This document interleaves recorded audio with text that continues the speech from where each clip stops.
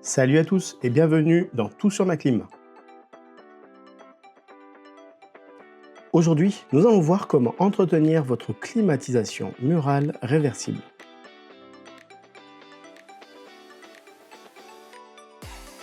Cette vidéo vous a aidé? Pensez à mettre un petit like et abonnez-vous pour ne rien rater des prochains conseils.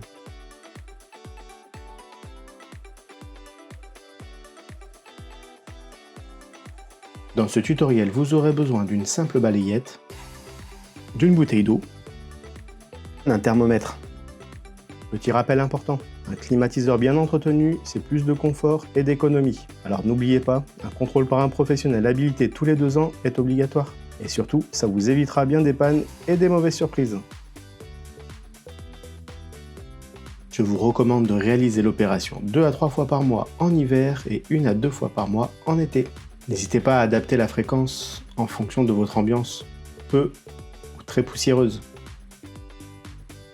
Quelle que soit la marque, les filtres sont accessibles en déclipsant la façade de chaque côté et en la soulevant. Utilisez la balayette pour retirer la poussière. Si besoin, passez-les à l'eau tiède savonneuse. Remettre les filtres est un jeu d'enfant. Il suffit de les glisser dans le logement et d'abaisser la façade.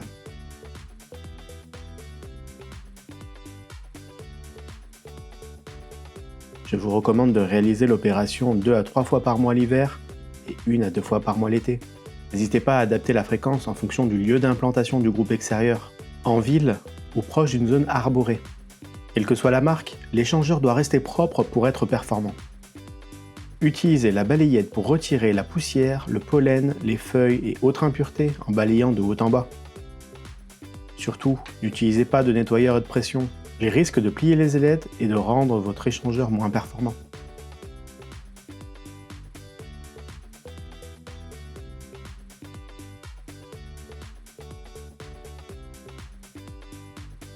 À l'aide de votre bouteille, versez l'eau sur l'échangeur de l'unité intérieure.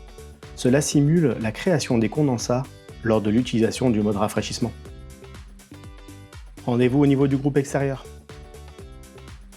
Vérifiez que le tube d'évacuation des condensats permet bien l'évacuation des condensats. Si l'eau versée dans le bac à condensat de l'unité intérieure ne s'égoutte pas à l'extérieur, cela signifie que votre évacuation est bouchée. Je vous recommande de réaliser l'opération avant l'hiver et avant l'été, ou si vous constatez que votre climatiseur ne chauffe plus ou ne refroidit plus. Pour réaliser ce test en chauffage, mettez en route votre installation en chauffage, 30 degrés de consigne et une grande vitesse de ventilation.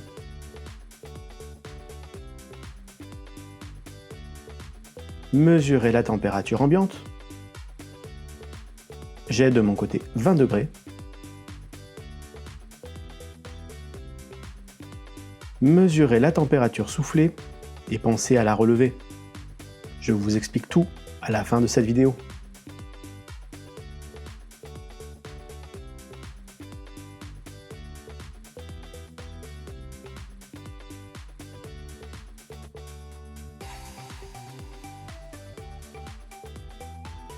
En mode chauffage, l'écart entre l'air ambiant et la température soufflée doit être supérieur à 15 degrés. Si l'écart est inférieur, alors il manque du réfrigérant. Attention, seul un professionnel pourra intervenir pour identifier l'origine et réparer la fuite.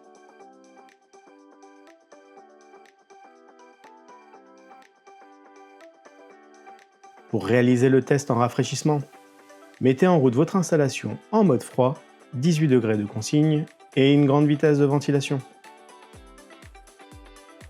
Mesurez la température ambiante. J'ai toujours 20 degrés. Mesurez la température soufflée et relevez-la. Je vous explique tout à la fin de cette vidéo.